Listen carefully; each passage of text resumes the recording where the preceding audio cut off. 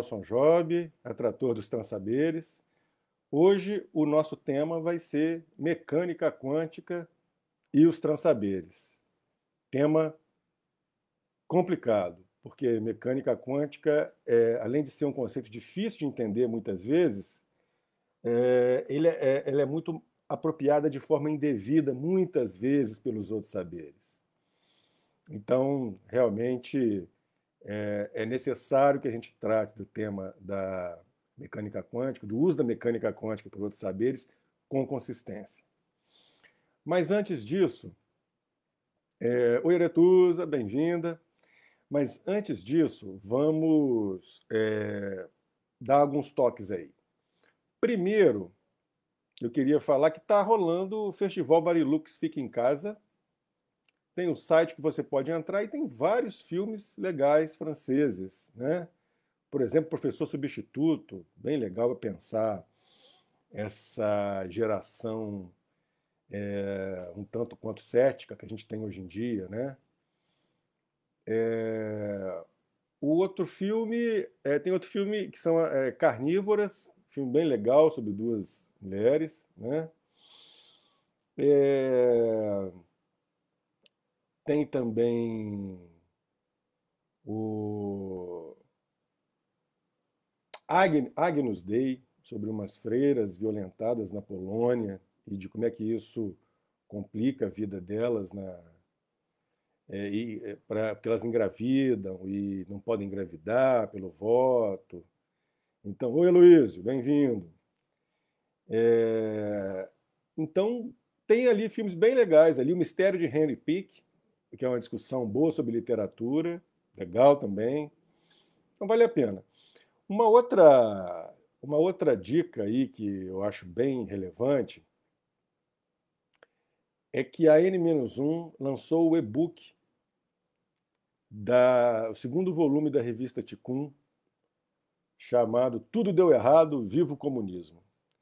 Ali tem vários artigos anônimos, né? A Ticum, já falei aqui antes, é uma coletânea de pensadores insurreicionistas anônimos na França, que deu origem mais tarde ao Comitê Invisível e influenciou vários autores anônimos no mundo inteiro, Itália, Estados Unidos, Brasil. Nessa edição tem um artigo sensacional chamado A Hipótese Cibernética. Nesse artigo, eles vão comentar de quanto da cibernética. Ali, esse texto é de 2000, 2001. E esse artigo, ele já fala ali, começo da internet se espalhando pelo mundo, ele já fala do perigo da hipótese cibernética. Ele está falando, por exemplo, vai falar do Wiener, vai falar dessa turma toda, Shannon, da cibernética da década de 40, né? Mas vai falar como é que isso está dominando o mundo via internet e como é que isso se torna uma ferramenta de controle. E vai problematizar algumas visões, por exemplo, vai fazer uma crítica. Claro, o pessoal que não tem conceitos tão interessantes assim, mas que tem uma certa popularidade, que é figuras como Morin e o Henri Atlan. Mas até caras mais sofisticados como o Gregory Bateson, que foi, talvez, assim, eles consideram Bateson uma espécie de Shannon das ciências humanas, né? O cara que popularizou e usou muito cibernética na teoria dele, antropológica, né? Pensou, inclusive, em auto-organização, etc. O, o, e também o Guattari, porque o Guattari, na década de 60, escreveu um artigo muito importante substituindo a estrutura do estruturalismo pela máquina, justamente da cibernética. Mas o próprio autor da Ticum vai usar Deleuze e Guattari para pensar a saída disso. Então, a crítica é importante porque, hoje em dia, em termos assim em era do algoritmo, de Facebook, de rede social, de Instagram, de sistema de banco, de sistema de controle, de Amazon, e de Cambridge Analytica, essa forma dos algoritmos direcionarem as redes sociais para controlar a opinião pública e gerar guerra híbrida, gerar Brexit, a população a favor do Brexit, a eleição do Trump, a eleição do Bolsonaro aqui no Brasil. Então, de fato, a questão da cibernética está gerando uma política de controle e tudo tende a aumentar com a atual turbulência mundial, né? Porque a questão dos problemas de saúde e de transmissão de vírus legitima, de certa forma, um controle maior da população, o tal do biopoder. Então, esse texto ele chega a ser profético. E ele propõe, como alternativa a esse mundo da cibernética, o que ele chama de zonas de opacidade ofensiva, que é uma espécie de resposta à zona autônoma temporária do Hacking Bay.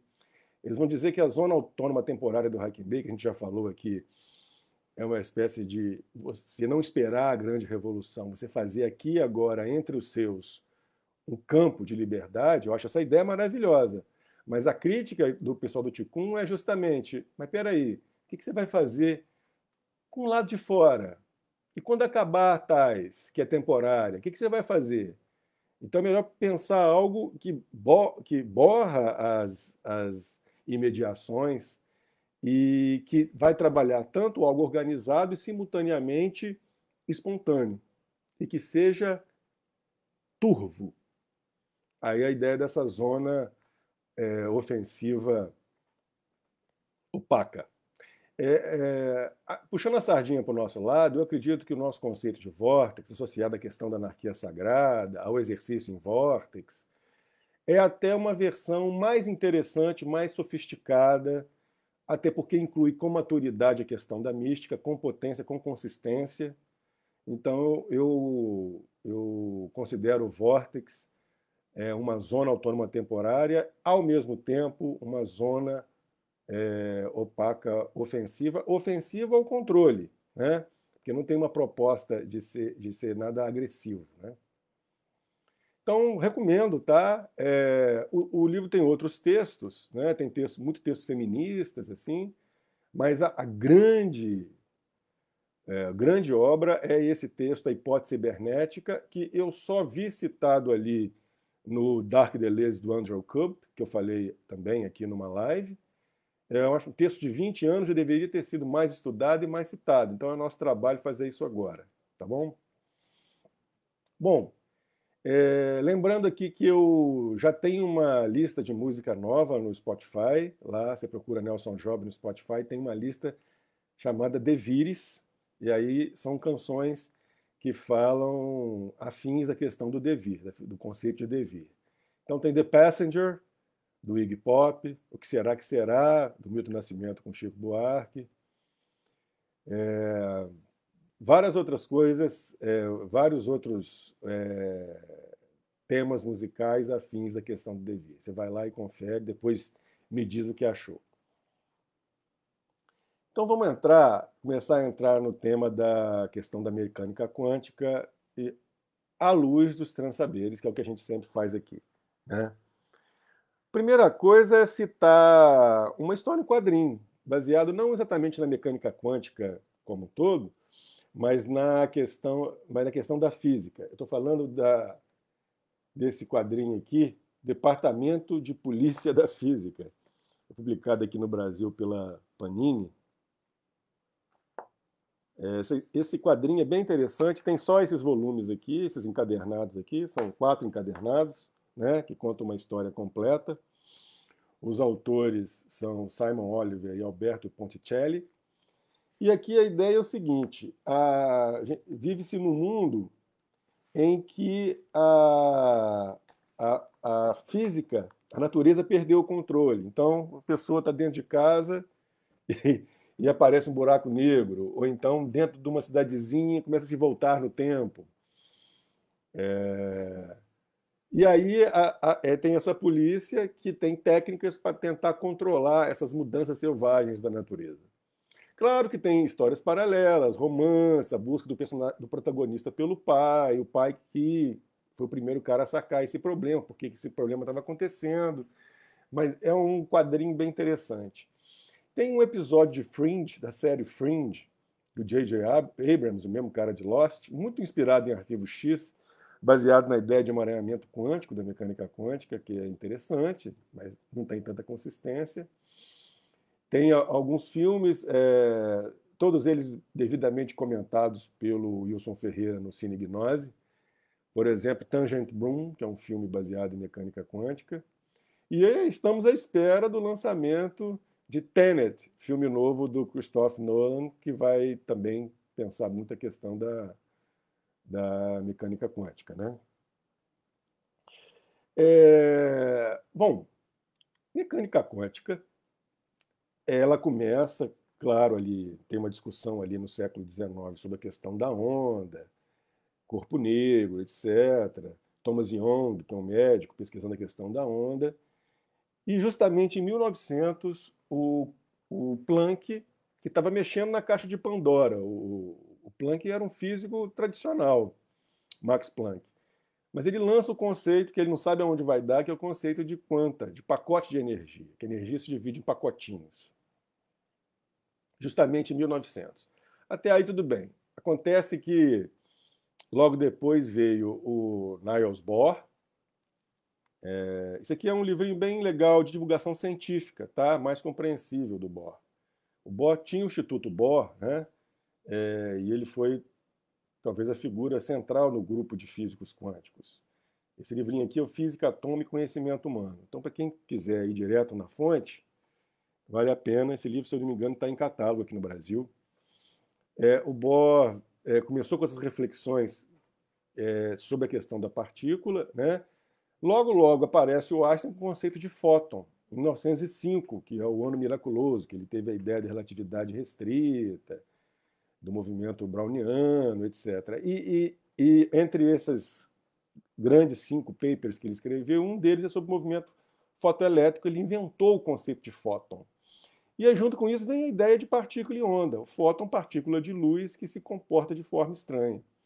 O Einstein também não sabia que estava mexendo, porque o Einstein queria mesmo mexer com relatividade. A restrita, depois de alguns anos, ele cria a relatividade geral. E ele se tornou depois o maior detrator da mecânica quântica. Então ele quis jogar o bebê fora, mas mais tarde demais. Teve inclusive, várias discussões públicas em cartas, né, publicadas publicamente, né, do Einstein e do Bohr, né, e o tempo mostrou que o Bohr estava certo. Na época ali, década de 20, se você não tinha laboratório, experimento laboratorial para comprovar se um estava certo ou se o outro estava certo. A ideia é aquela coisa, né? Einstein dizia que Deus não joga dados, ou seja, o universo tem uma organização prévia. E o Bohr dizendo que Deus joga dados, que o universo é aleatório. Eu, particularmente, gosto da ideia do John Ford, que é um cara da teoria do caos, né? Ou seja, não é nem da mecânica quântica, nem da relatividade, e ele vai dizer que Deus joga dados viciados. E aí tem a ver com tendência, etc. Acho a ideia mais interessante. Mas, enfim, o Einstein, junto com Podolsky e Rosen, na década de 20, escreveu um paper que ficou muito famoso, né, porque falava das partículas fantasmagóricas à distância. Ele falando assim, mas olha só, se essa loucura aí estiver certa de vocês, isso quer dizer que existe simultaneidade no universo. Isso quer dizer que se uma partícula estiver aqui e uma se desloca dela e vai para qualquer outro lugar do universo, elas podem se sentir uma à outra simultaneamente. Isso é impossível, porque eu, Einstein, decretei que não existe nada mais rápido que a velocidade da luz. E a simultaneidade é mais rápida que a velocidade da luz. Pois então que o Bohr disse, não, mas é assim mesmo. Existe simultaneidade no universo, existe o famoso emaranhamento quântico, que até o Pinguelli citou na live comigo semana passada, né? Quem não assistiu, vai lá no nosso canal Transaberes no YouTube, que a conversa está muito boa. E a gente fala também de consciência quântica, bruxaria do Newton. É bem legal. Então, com essa história do Bohr ter falado que era, mas é simplesmente uma questão de cosmovisão, cada um falando do universo como eles entendiam, não tinha como comprovar. Na década de 50 para 60, o John Bell criou um aparato matemático, né? Criou uma formulação matemática. O Bell querendo dizer que o Einstein estava certo. Ele fez os cálculos e falou assim, olha, seguindo isso aqui, o Einstein estava errado. Existe simultaneidade no universo. E aí, na década de 80, o Alain Aspect, na França, e outros cientistas conseguiram provar em laboratório a existência de emaranhamento quântico, uma partícula. O que acontece com uma partícula acontece com a outra simultaneamente em relação de metros. Depois, começo da década de 2000, se provou em quilômetros, e agora os chineses, claro, sempre eles hoje em dia, provaram emaranhamento em mais de 100 mil quilômetros. Mas, na teoria, o emaranhamento pode ser infinito. Ou seja, o universo, nessa visão, ele é todo interligado. Que uma partícula acontece aqui, a outra sente em qualquer lugar do universo ao mesmo tempo, provado em laboratório na distância de mais de 100 mil quilômetros. Isso vai dar margem para muita coisa, a gente vai discutir isso mais tarde, daqui a pouco, mas vamos falar mais um pouco dos físicos, né? Dos físicos quânticos. O outro grande físico quântico é o Heisenberg, o pincha do Bohr, né? Que é o cara do princípio da incerteza. O princípio da incerteza afirma que uma partícula você só pode saber descrever quanticamente se uma partícula, a velocidade dela ou a localização dela. Isso por uma coisa muito simples, tá? Porque a partícula elementar, um próton, um nêutron, um fóton, é muito pequena. Para você observar, enquanto ser humano, você vai emitir partículas. O microscópio vai emitir partículas, o microscópio eletrônico.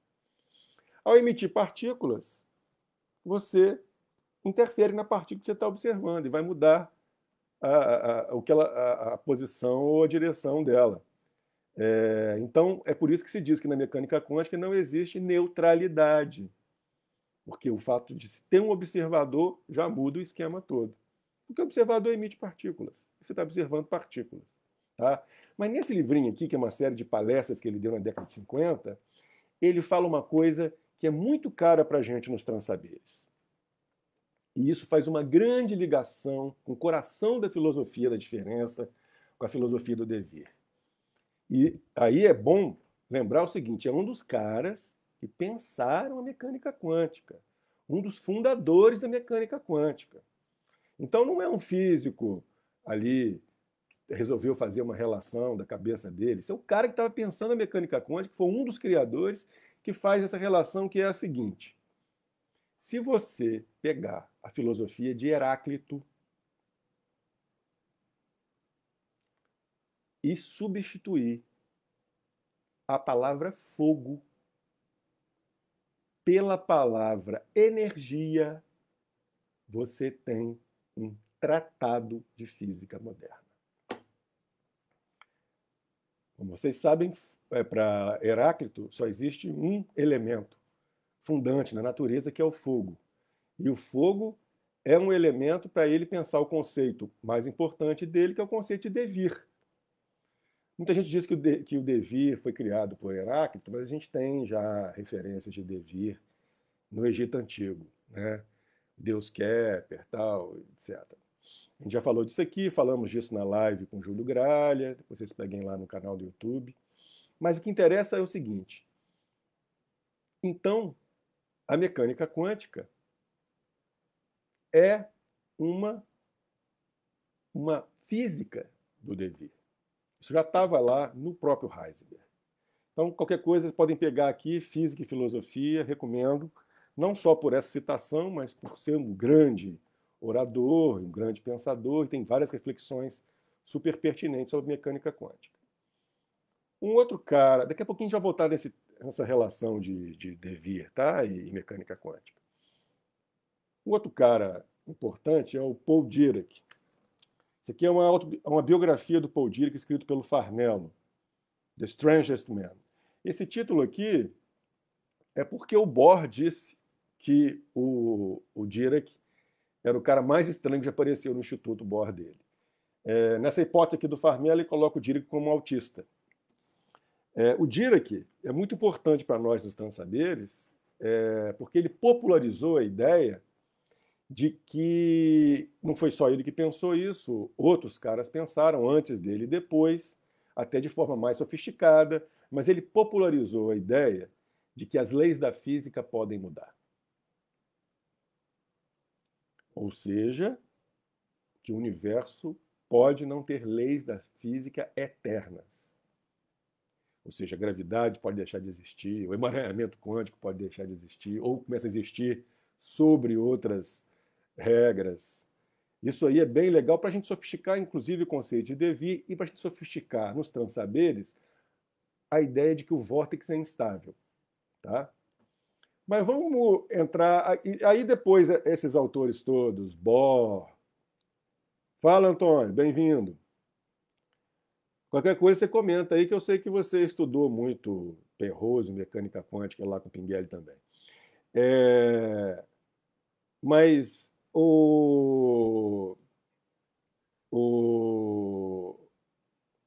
esses autores todos, Bohr, Heisenberg, o próprio o movimento fotoelétrico lá do Einstein, eles estavam ali soltos. Quanta, do Planck.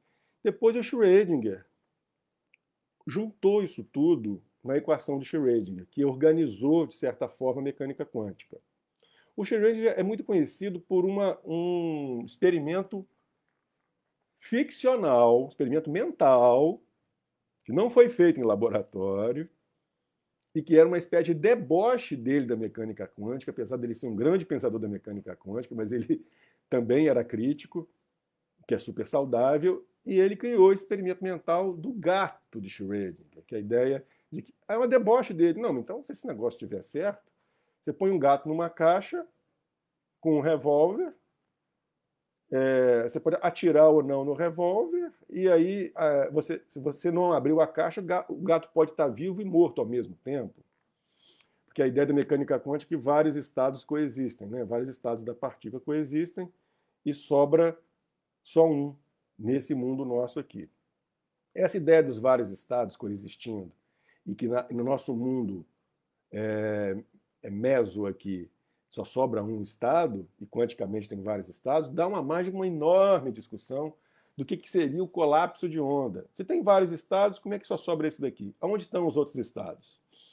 Isso gerou, por exemplo, uma teoria que é muito popular em cosmologia, que também atiça muito a imagem dos ficcionistas. Por exemplo, essa série maravilhosa do Alex Garland,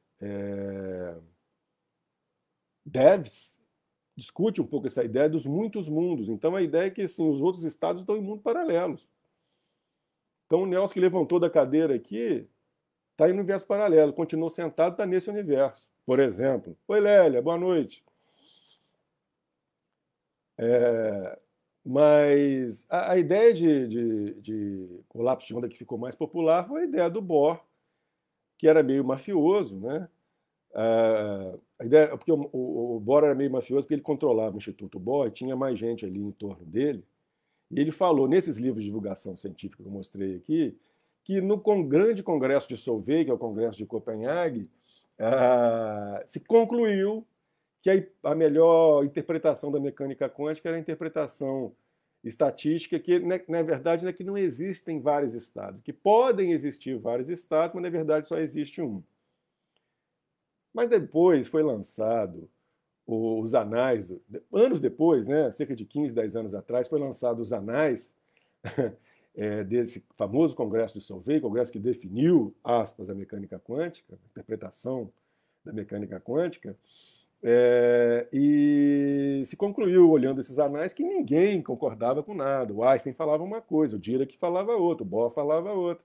Mas como o Bohr era mafioso e controlava um pouco a divulgação científica do assunto, tinha mais leitores, isso ficou meio que virou uma espécie de mito, de lenda urbana, e até hoje as pessoas dizem que no Congresso de Solvay de Copenhague se definiu que a interpretação mais interessante era a estatística, e nós aqui no Transsaberes também não gostamos dessa interpretação.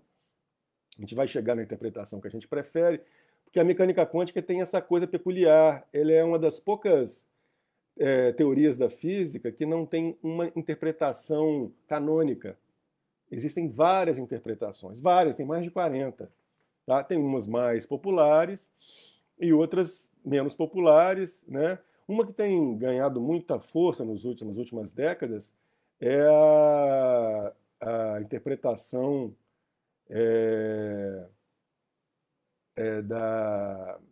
a interpretação que vai dizer que na verdade, é a questão da coerência, que, entre outras coisas, a onda perde fótons por meio e vai virando partícula. Que eu também não gosto muito. Dalai Lama gosta, mas eu não gosto muito, não. A gente vai explicar por que daqui a pouquinho. Bom, aí entramos no tema que a gente discutiu muito com o Pinguelli, que é a questão da consciência quântica. Gente, a mecânica quântica, de fato, ela é muito mal usada em outros campos, né? Por desconhecimento, a pessoa só lê alguns livros de divulgação científica e alguns livros de divulgação científica de baixa qualidade, né? Por exemplo, o F.J. Capra, o tal da física, ele assume que está errado. Ele assumiu isso aqui no Roda Viva aqui no Brasil, por exemplo. As pessoas ficam lendo o tal da física, um livro apressado. Tem até intuições boas, mas as conexões foram feitas muito apressadas com a questão da sabedoria indiana, etc. Né? E a gente acha, nos Transsaberes, que tem uma relação de mecânica quântica e mística. Tem. Mas é preciso fazer isso com muito cuidado. E a gente tem que estudar com mais cuidado. Eu por exemplo, fiz o mestrado, doutorado, estou fazendo pós-doutorado com Pinguelli, que é físico, tem essa troca toda com Mário Novello, cosmólogo do CBPF, lá na Cosmos e Contexto, e outros físicos que a gente está sempre conversando, sempre tirando dúvida. Né? Então, esse trânsito tem que ser feito com muito cuidado. Em termos de consciência quântica, também não vou atrás do Goswami. O Goswami não é um grande físico, né? Ele não tem trabalhos na física relevantes. Então, em termos de consciência quântica, eu vou atrás do grande Roger Penrose, é claro. Penrose. Oi, Heloísa, bem-vinda. O Penrose, ele é um dos maiores físicos vivos, um dos maiores especialistas em relatividade vivo, né? E o Penrose, ele, no final da década de 80, escreveu A Roupa Nova do Imperador, que foi traduzido como A Roupa Nova do Rei, em função da tradução do conto do Anderson, né? A Mente Nova do Rei, desculpa, A Mente Nova do Imperador, que é baseado na conto do Anderson, A Roupa Nova do Imperador. E aí esse livro gerou muita controvérsia e na década de 90 ele lançou esse Shadows of Mind, que aí ele vai dar mais detalhes de como é que ele entende como funciona os estados quânticos no cérebro e como é que isso gera consciência. A gente discutiu isso bastante com o Pinguelli na live, né? Vocês podem olhar lá. Eu recomendo esse livro aqui, o do Penrose, O Grande, o Pequeno e a Mente Humana. O Shadows não foi publicado no Brasil, não. Esse aqui foi. Porque aqui é um resumo das ideias dele. Ele dá umas palestras. E nesse livro tem o debate do Penrose com a Nancy Cartwright, que é uma filósofa da ciência, com o Stephen Hawking, que fala que se assume positivista, não gosta daquelas ideias. O Penrose é um realista, não é um positivista. E com o Shimon. Mas qual é a ideia do Penrose? A ideia do Penrose é o seguinte, que dentro do neurônio tem as tubulinas, tem um tamanho mais ou menos de 4 átomos, e que nessas tubulinas tem um funcionamento quântico. Então, tem 2 estados de tubulina que estão em onda, e aí no processo de consciência há um colapso gravitacional da onda, onde se escolhe uma tubulina, e essa tubulina dá a informação do processo de consciência. Gente, falando assim, obviamente fica muito complicado, não é o papel aqui da live esgotar o assunto, a gente está fazendo, obviamente, uma overview, e a gente desenvolve isso nos nossos cursos, obviamente, nossos livros também. Mas o Penrose vai dizer que o colapso de onda é feito por uma gravidade quântica. Porque a gravidade é um conceito do Newton e é aplicado, e ele muda com Einstein na relatividade geral, né? Que na relatividade geral não tem exatamente uma força gravitacional. Na verdade, a tessitura do espaço-tempo muda de acordo com as massas. Então, por exemplo, uma massa do tipo planeta afunda o tempo-espaço de forma que os objetos caem por causa dessa curvatura do tempo-espaço. Então, o Einstein cria uma espécie de universo topogã com a visão de gravidade dele. Então, não existe gravidade no âmbito quântico porque são partículas muito pequenas que não sofrem o efeito da gravidade. Mas o Penrose propõe que existe uma gravidade que afeta no nível quântico e que não está comprovada, e toda a teoria dele de consciência quântica é baseada nessa hipótese. E é por isso, sobretudo, que ele é muito atacado. Também porque físico tem preconceito. Consciência é um tema menor da filosofia, da psicologia. Quem é você? Vamos falar usar minha santa física para falar de consciência. Mas não. Ele propõe a questão da gravidade quântica e ele acha que é isso que acontece no cérebro. Então dá uma explicação lá, que tem um campo eletromagnético que permite que tenha um funcionamento como se fosse um campo frio, onde pode ocorrer o funcionamento quântico. É bem interessante essa questão do Penrose. Eu não acho que ela esgota o tema, a gente prefere outras inserções, mas com certeza o Penrose traz reflexões importantíssimas, é um grande físico, e é um grande físico que se preocupa a fazer divulgação científica de qualidade. Tá? Mas o que o Shimone propõe para o Penrose nesse livro? Eu quero chamar a atenção para vocês, que é muito legal para a nossa questão dos transsaberes. O Shimone fala assim, Penrose, você tem que ler o Whitehead, Alfred Norton Whitehead, para entender melhor a questão da mecânica quântica, os desdobramentos da mecânica quântica. O Penrose fala, concordo com você, eu já li o livro de lógica dele, ele tem um livro de lógica com o Bertrand Russell, né? Importantíssimo. Depois o Gödel deu uma sacaneada, importantíssimo. Mas ele dá um alô, ele não é contra a ideia, mas ele não desenvolve. Quem desenvolve é um grande parceiro dele no modelo de consciência quântica, que é um médico norte-americano, Stuart Hameroff. O Hameroff, ele vai desenvolver... O Penrose hoje não fala mais de consciência quântica.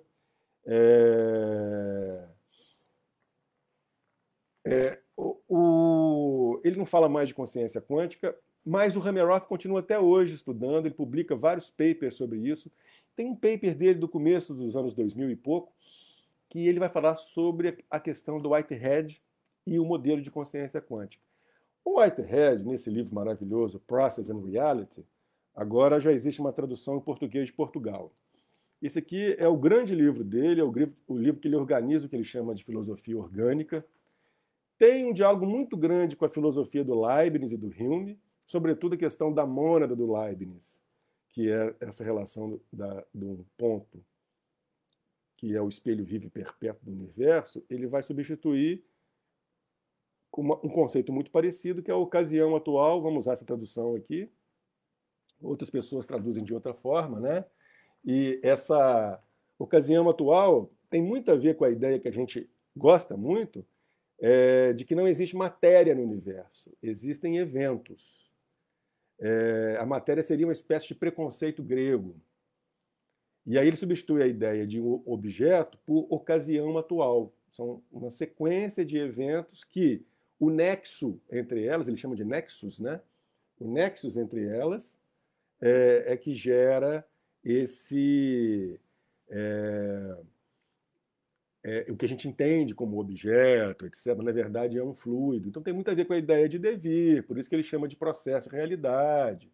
Deleuze comenta muito isso. Deleuze vai dizer essa ideia do Whitehead, né, de a junção de várias ocasiões atuais que formam um nexo, a relação de vários nexos, que é um nexus com um tracinho em cima do X, confluindo, gera o que o Whitehead chama de acontecimento.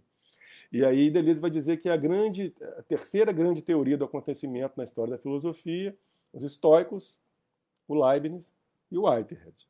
Então, é muito legal essa ideia toda, a ideia do acontecimento como uma confluência de devires, na verdade, né? Isso também a gente gosta muito dessa ideia, ainda que no Whitehead não esteja redondinho, porque ele ainda ele discretiza um pouco o devir para pensar o devir, que seria a questão das ocasiões atuais. Daqui a pouco a gente vai desdobrar isso aí. Mas, bom, então tá lá o paper, vocês podem pegar no site do Stuart Hameroff, paper que ele vai pensar a consciência quântica com Whitehead, com Leibniz, com Spinoza, e é muito enriquecedor. A gente trabalhou muito isso no primeiro livro, Ontologia Onírica, essa conversa toda. Mas tem uma coisa fundamental também, que é pouco dita, que o Mário Bunge, que é um físico e filósofo da física argentino, que mora no Canadá, morreu há pouquíssimo tempo atrás, com mais de 100 anos. O Mário Bunge, ele diz uma coisa que é muito importante. Ele fala assim, essa ideia de partícula e onda é uma concepção dualista para entender algo que não é dualista. Isso é muito importante para a gente. Por quê? Porque a mecânica quântica está falando de um acontecimento estranho, que é alguma coisa que está localizada no tempo e espaço, ao mesmo tempo está espalhada no universo inteiro. O que será isso? A gente já vai dar a nossa interpretação preferida. Mas ele está propondo que, ao invés de usar partícula e onda, complementariedade partícula e onda, ou pior, dualidade partícula e onda, ele propõe um conceito novo que é o quantum. Esse negócio estranho aí é o quantum, que é partícula e onda ao mesmo tempo. Ora, esse quantum aí do Bunge, me parece, ele vai dar um samba legal, por exemplo, com a mônada, com a ocasião atual, do Whitehead, com a mônada do Leibniz. Então isso está nesse livrinho aqui, Física e Filosofia, que foi muito importante para a gente também. Tá? Agora, esse livro aqui sacudiu tudo, nos anos 80, a Nova Aliança, Prigogine e Stengers. Prigogine é um físico, prêmio Nobel da Química pelas estruturas dissipativas, e a Isabelle Stengers é uma filósofa, aluna do Deleuze, né, que é uma filósofa da ciência. Também que discute com bruxaria, tem um livro, tem um texto junto com a Starhawk, que é uma bruxa americana, né? Já vou falar qual que é a minha onda, Pedro. Nesse Nova Aliança, eles pegam os grandes filósofos que o Deleuze trabalha na filosofia da diferença, pega ali Heráclito, pega Gabriel Tarde, Spinoza, pega muito Deleuze e faz uma grande relação com a física. E aí eles vão dizer que a mecânica quântica introduziu o devir na filosofia. Então eles vão fazer uma grande ponte entre a filosofia da diferença, que é uma filosofia do devir, com a mecânica quântica, corroborando com aquilo que o Heisenberg falou lá atrás, né, de certa forma. Então, essa questão do Heisenberg com a questão do Prigogine e Stengers vão dar um samba para a gente pensar melhor essas relações da mecânica quântica com a filosofia. Um cara que pensou a questão da ciência com a filosofia do Deleuze também foi o Manuel Delanda, nesse livro aqui, Ciência Intensiva e Filosofia Virtual. Ele vai discutir um ponto lá do Deleuze, vai derivar, mas esse livro é bem interessante, porque ele faz um resumo legal da obra do Deleuze, e ele vai fazer uma relação, mas sobretudo com teoria do caos, tá? Mais do que com mecânica quântica. O Delanda publicou os 3 primeiros livros dele, esse é o terceiro, são bem interessantes, depois começou a mandar meio mal, mas tudo bem. Esses 3 são muito importantes, deveriam ser traduzidos, não foram traduzidos. Aqui nesse livro, A Transpersonalidade da Consciência, o Pinguelli faz um bom resumo, a discussão da consciência quântica, né? E tem outros artigos também que ajudam a pensar. No meu livro, Ontologia Onírica, o meu primeiro, a gente faz uma grande discussão de hermetismo, filosofia da diferença e ciência moderna, né? Por isso que eu estou falando isso tudo para vocês, que eu me dediquei muito nisso, sobretudo no doutorado. E aí, Ah, assim, o que eu prefiro de interpretação é a interpretação, primeiro, a do John Kramer, a hipótese da shake hands, que ele vai dizer que tem uma onda do futuro, uma onda do passado, que se juntam e fazem aquilo que é parecido com um colapso de onda. Mas na verdade vira o que seria a partícula, seria aspas para partícula, seria essa confluência de uma onda do futuro com uma onda do passado. Isso é uma ideia trivial do eletromagnetismo, que é a grande especialidade do John Kramer. Mas ele trouxe essa ideia do eletromagnetismo para a mecânica quântica. Mas o que me interessa mesmo é a versão do Milo Wolff, que ele pega essa ideia do Kramer e vai dizer o seguinte: na verdade tem uma onda de dentro está zanzando aí pelo universo, que encontra com uma onda de fora, que as duas estão na mesma vibração. Ao estar na mesma vibração, isso é um fenômeno da hidrodinâmica, isso a gente vê na praia, isso a gente vê na piscina, tá? Duas ondas, quando se encontram, elas densificam, diminuem a frequência de onda. Então elas ficam mais baixas, mais densas. E, segundo o Wolff, é essa ressonância entre ondas de mesma vibração que diminuem a vibração delas e geram uma onda estacionária. Essa onda estacionária gerada por ondas que se encontraram da mesma vibração é o que a gente entende como partícula. Então, a espécie de eliminação é uma questão de limitação cognitiva nossa. Está tudo vibrando. Agora, o que está vibrando mais paradinho, a gente entende como partícula. Isso é fundamental para a gente nos transsaberes, e isso é está no coração do nosso conceito de vórtex. Tá? Então, a gente vai lidar com essa ideia aí. Tudo é vibração, e aí a gente vai explicar o emaranhamento. Na verdade, o emaranhamento vira até uma explicação meio esquisita. O que sobrevive aqui no conceito nas ideias do Milo Wolff, na verdade, é o vazio quântico.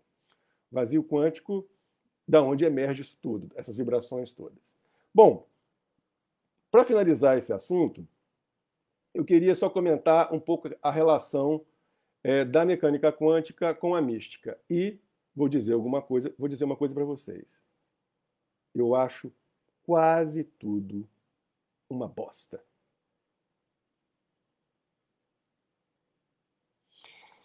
E as únicas incursões de uso da mecânica quântica na mística são, para mim, duas. Só dois caras fizeram uma apropriação da mecânica quântica com consistência. O primeiro deles é o J.J. Hurtak, nesse livro aqui, A Chave de Enoch. Esse livro aqui, ele fala que ele teve um encontro com Metatron que explicou como é que o universo dele funciona. Eu não sei o que ele tomou, mas está valendo. A verdade é que muita coisa que ele disse nesse livro aqui, que é super consistente, super difícil, porque ele vai falar de cosmologia, mecânica quântica, misticismo, Bíblia, vai misturando tudo, com essas ilustrações altamente psicodélicas aqui, né? Por exemplo, tipo essa. Hurtak está vivo, já tive com ele pessoalmente, dando um curso em São Paulo. Esse livro é da década de 70. Né? Ele lançou vários depois, mas nenhum tão contundente quanto esse. Mas aqui é uma coisa muito consistente a relação que ele faz. Ele entende de mecânica quântica, ele participou já de lançamento de satélite, essas coisas. E coisas que ele disse aqui, depois a física confirmou. Então aqui na Chave de Enoch você tem uma relação de mecânica quântica, espiritualidade, mística com consistência. Agora, um outro cara que é físico e bruxo, físico de formação bruxo, que eu já falei aqui em outra live, é o Peter Carroll. Peter Carroll, que é um dos criadores da magia do caos, ele faz uma ponte consistente não só da física, mas também da filosofia da diferença. Ele usa bem o Leibniz, o Spinoza, o Whitehead, ele usa bem. Ele não cita o Deleuze até onde eu saiba. Mas aqui, por exemplo, nesse livro de Octavo, que é um livro, aqui ele está falando, né? É um grimório do cientista bruxo, feiticeiro. E nesse livro aqui, ele está fazendo, ele faz as contas. Ele está vendo aqui, ele está mostrando o torus, está mostrando algumas relações aqui. Ele vai fazendo as contas e vai fazendo a ponte lá com a magia do caos dele. Aqui é um cara, você não pode concordar com tudo, eu não concordo com tudo. Mas que ele faz uma relação consistente com a física, ele faz. Gente, só esses dois, tá? Sinceramente. Esse pessoal aí que fica colocando quântica, usando a palavra quântica para legitimar um conceito ruim dele, para fingir que é sério, isso é o que mais tem por aí, foge disso aí. Fazer a relação de mecânica quântica com espiritualidade, com mística, é um exercício difícil. E, para mim, os únicos que eu vi que fazem isso com consistência é o Peter Carroll e o Hurtak. Tá bom? Bom, claro que isso dá pano para muita manga, dá para a gente conversar muito mais sobre isso. E a gente vai. E a gente vai desdobrar isso nos cursos, etc. A gente pode eventualmente fazer outra live, dependendo aí da conversa de vocês, tá? Olha, sobre a questão do Capra ter sido importante, é o que eu disse aqui. O Capra, ele teve uma intuição boa. Ó, esse negócio aqui que a sabedoria indiana fala tem alguma coisa a ver com a mecânica quântica. Mas como ele faz a relação propriamente, eu achei fraco. Mas a intuição é interessante. Por exemplo, se você for entender Maia como onda e o nosso mundo físico aqui como partícula. Eu, por exemplo, gosto da ideia de você pensar. Acho interessante, foi onde eu cheguei, por exemplo, na ontologia onírica. Acho interessante, por exemplo, pegar o conceito de virtual do Bergson e relacionar com onda, o conceito de partícula relacionar com atual e o intensivo como colapso de onda. Mas o próprio Bergson vai dizer no Matéria e Memória que esse modelo dele é um modelo ainda um pouco dualista, né? Quando a gente chega no vórtex, quando a gente vai atrás do Milo Wolf, a gente não lida mais com partícula e onda. A gente não lida mais com essas coisas. A gente vai pensar puramente em vibração. E aí, de fato, a gente rompe com o dualismo, né? E a gente vai pensar, por exemplo, essa questão de consciência cósmica, plano de caos, o Deleuze, como uma instância de vibração máxima, né? E todo o grande exercício nosso, ético inclusive, é fazer uma modulação entre vibrações. Não é também uma questão que é muito alienante na espiritualidade, que é ficar só em adquirir mais vibrações. Não é isso. A gente tem que viver com esse mundo aqui. Tem que comer comida. Tem que encontrar com pessoas. Então, o grande barato é a gente poder modular as vibrações, né? E aí, então, a gente prefere, então, pegar a filosofia da diferença e juntar com a questão do Milo Wolf, e é disso aí que nascem os transsaberes, já não usando mais atual e virtual, essas coisas. A onda é uma vibração. O que teoricamente não é uma vibração, Diogo, é a partícula. Essa que é a grande sacação, é começar a pensar a partícula como vibração. Que vibração é essa? Encontro de ondas de mesma vibração que se tornam estacionárias. Isso é muito legal, isso é muito profundo, tá? E a gente vai poder fazer um samba disso, por exemplo, com o princípio de vibração do hermetismo, que não é medieval, é do século XX, mas é uma boa forma de pensar. E a gente não vai dialogar tanto com as supercordas, olha só que estranho. Supercordas diz que tudo é vibração, que o universo inteiro vem de cordas que vibram, que geram o mundo inteiro, o cosmos inteiro. Essa ideia é legal, mas o problema são os desdobramentos das supercordas, que falam que tem vários Big Bangs e tal, universos paralelos, aí a coisa começa a desandar. Tá? Então, a gente prefere a questão do Milo Wolf lá, que é a interpretação de ondas do Milo Wolf, é aí que a gente mergulha e é aí que a gente acha que tem a grande sacação de interpretação de mecânica quântica, melhor que todas as outras. Tá? Então é isso, gente. Sobre mecânica quântica, em termos gerais, é isso que a gente tem que tratar, mas isso gera vários desdobramentos que a gente vai desenvolver num curso aí em breve. Nos nossos cursos a gente sempre fala disso. Eu queria convidar vocês para a live de quinta-feira, que vai ser só no Facebook, tá? Não vai ter no Instagram. Live quinta-feira, 19 horas, com meu querido amigo Luiz Carlos Bombassaro, que vai ser sobre um tema também que é importantíssimo para a gente, que é a questão do Giordano Bruno e o Renascimento. Giordano Bruno foi bruxo, frade e cientista, e inventou o conceito de universo infinito. E, de certa forma, ele foi um proto-espinosista. O Spinoza usou muitas ideias dele, mas, claro, deu uma sofisticação, deu uma derivada. O Luiz Carlos Bombassaro, ele é da Federal de Porto Alegre e ele é o tradutor das obras completas italianas do Giordano Bruno no Brasil. Dialoga com os grandes estudiosos do mundo, é amigo do Knut Ordine, que é o editor das obras completas na Itália, né? E ele vai estar com a gente, então, quinta-feira, numa live sobre Giordano Bruno e o Renascimento no Facebook. Depois vai para o nosso canal no YouTube, né? Um outro aviso que eu queria dar é que agora a gente já está aberto para as inscrições o nosso novo curso Bruxaria Deleuziana. Bruxaria Deleuziana é um tema que a gente já desenvolveu numa live aqui só sobre esse tema, que é algo muito caro para a gente, que é pegar os temas do Deleuze e Guattari e relacionar com a mística. Primeiro a gente pega o que está no Deleuze e Guattari já, que é as citações ao Castanheda, ao Dom Juan, Tonal e Nagual, Dom Juan de Matos, aquela coisa toda do xamanismo ali mexicano. As relações dele, por exemplo, com o Lovecraft, a literatura do Lovecraft. Eles relacionando o corpo sem órgãos com a yoga, por exemplo. A relação deles de plano de imanência com o tal. Mas a gente vai também pegar algumas coisas que estão na bibliografia dos autores que o Deleuze cita, né? Por exemplo, o Bergson escreveu um livro chamado Energia Espiritual. O Spinoza está o tempo todo falando de Deus. O Bergson é um pensador da mística. Um cara que bebeu profundamente em Plotino. E a gente vai usar também alguns autores contemporâneos que discutem esse tema, sobretudo Joshua Hammett, que escreveu o livro De Hermética Deleuze, Deleuze Hermético. Ele vai fazer a relação ali do Plotino, passando para os pensadores, os bruxos herméticos, pelo Nicolau de Cusa, Giordano Bruno, Spinoza, Bergson, até chegar no Deleuze, um trabalho muito legal.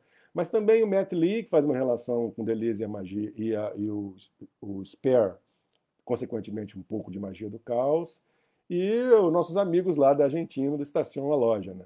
que é o primeiro coletivo de bruxaria deleuziana que a gente tem notícia. Tá? Então, então a gente vai fazer esse curso vão ser nas sextas-feiras de julho do mês que vem. E esse curso vão ser 5 encontros, né? Que a gente vai discutir essas ideias todas, explicar alguns conceitos, explicar o que é bruxaria em termos históricos, falar um pouco de Spinoza e Bergson, as bases de Deleuze, falar um pouco dos conceitos de Deleuze, fazer as relações com a mística, falar um pouquinho de magia do caos, etc. E, finalmente, entender como é que isso transbordou nos transsaberes. A nossa criação de corpo sem órgãos é o exercício em vórtex, e os transsaberes é o nosso ato mágico deleuziano. Então, isso vai estar tudo no curso lá, já está aberto para inscrições. O pessoal do Instagram pode pegar na bio, tem o link lá com todas as explicações do curso. O pessoal do Facebook pode me pedir para o inbox ou olhar o evento do Facebook que está aí, no próprio Facebook, do Bruxaria Deleuziana, ou nas postagens anteriores. Está tudo explicadinho lá também, tá bom? Qualquer dúvida podem perguntar em inbox aí. Vai começar na primeira sexta-feira de julho, dia 3 de julho, tá? 5 encontros, vai ser muito legal. É isso. A gente daqui a pouquinho vão ter mais novidades. Que livros que a gente pode ir lendo para esse curso? Olha, na página lá do curso, tem um link para o meu artigo, Conjurando uma Bruxaria Deleuziana. Nesse artigo, eu tenho a bibliografia toda. Tá? Você começa pelo artigo, aí pela bibliografia do artigo, você você resolve o que você quer estudar melhor, tá bom? Mas lá na página de inscrição do curso tem o link lá para esse artigo que está no meu blog, Cosmos e Consciência. Eu já escrevi um outro artigo de bruxaria deleuziana que vai ser publicado logo aí. Tá? Foi um congresso que a gente participou na Unicamp, ano passado, Conexões Deleuze, que a gente apresentou a bruxaria deleuziana lá, foi muito legal. Ok? Mais alguma dúvida? A gente falou de muita coisa hoje, né? Bom, espero vocês quinta-feira. Espero vocês no curso de bruxaria deleuziana. E está rolando, né, o nosso grupo de estudo, tem uma galera lá, está sendo muito legal, a gente vai para o terceiro encontro semana que vem, e vai ter muita novidade esse ano ainda, tá? Pode ficar tranquilo que vai ter muita novidade sobre sonho, consciência quântica, Deleuze com Tim Ingold, vai ter muita coisa boa ainda esse ano, tá bom? Gente, muito obrigado e até semana que vem, tá bom? E escutem a nossa lista sobre devires lá no Spotify, ok? Obrigado, que bom que você está gostando. Boa noite. Tchau, gente.